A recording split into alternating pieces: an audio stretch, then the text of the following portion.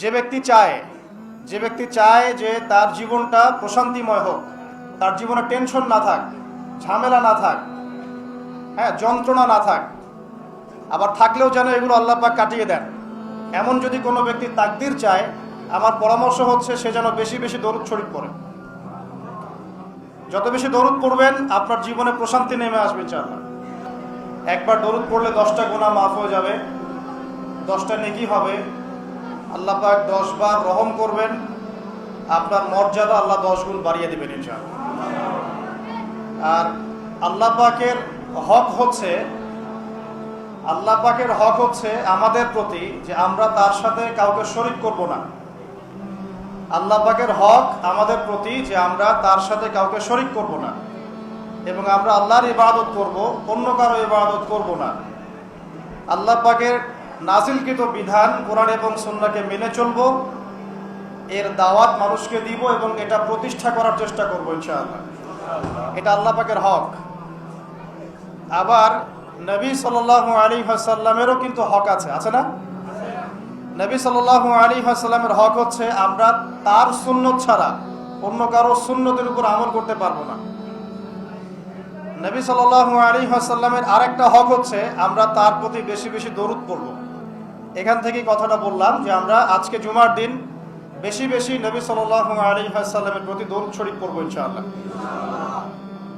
যে ব্যক্তি চায় যে তার জীবনটা প্রশান্তিময় হোক, তার জীবনে টেনশন না থাক, ঝামেলা না থাক, যন্ত্রণা না থাক, আবার থাকলেও যেন এগুলো আল্লাহ পাক কাটিয়ে দেন, এমন যদি কোনো ব্যক্তি তাকদির চায়, আমার পরামর্শ হচ্ছে সে যেন বেশি বেশি দরুদ শরীফ পড়ে। যত বেশি দরুদ পড়বেন আপনার জীবনে প্রশান্তি নেমে আসবে ইনশাআল্লাহ। কারণ কি? কারণ হচ্ছে আমরা যদি নবীকে সালাম দেই, নবী সাল্লাল্লাহু আলাইহি ওয়াসাল্লাম সেই সালামের উত্তর দেন।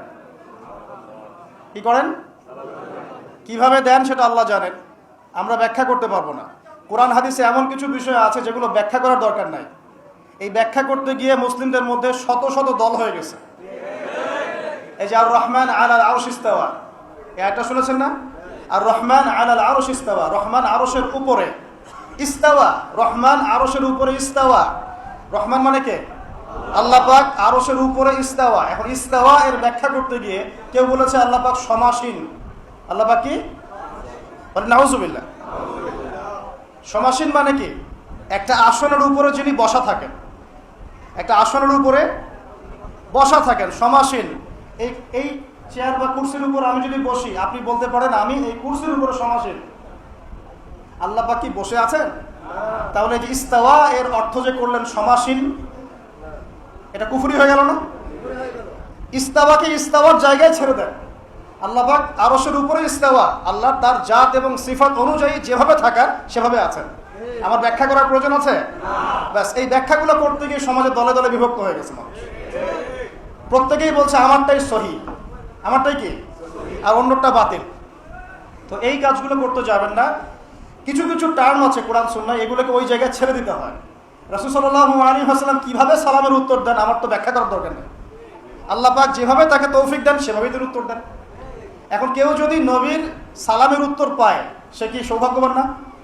সালাম মানে কি? আসসালামু আলাইকুম, আমি যে বললাম অর্থ কি? আপনাদের সবার উপরে আল্লাহর শান্তি রহমত বর্ষিত হোক, তাই তো? এখন ওয়ালাইকুম আসসালাম অর্থ কি? আপনার উপরেও আল্লাহ পাকের শান্তি এবং রহমত বর্ষিত হোক, ওয়া রাহমাতুল্লাহি ওয়া বারাকাতুহু। আচ্ছা, এখন নবী সাল্লাল্লাহু আলাইহি ওয়াসাল্লাম যদি কাউকে সালাম দেন বা সালামের উত্তর দেন, তাহলে অর্থ কি আসবে? তোমার উপরেও শান্তি বর্ষিত হোক। আর নবী যদি কারোর জন্য শান্তির দোয়া করেন, তার জীবনটা শান্তি হবে না? এখান থেকে বললাম যে যত বেশি আপনি দরুদ শরীফ পড়বেন ইনশাআল্লাহ আপনার জীবনে শান্তি নেমে আসবে ইনশাআল্লাহ। আল্লাহ পাক আমাদেরকে বেশি বেশি দরুদ পড়ার তৌফিক দান করুন।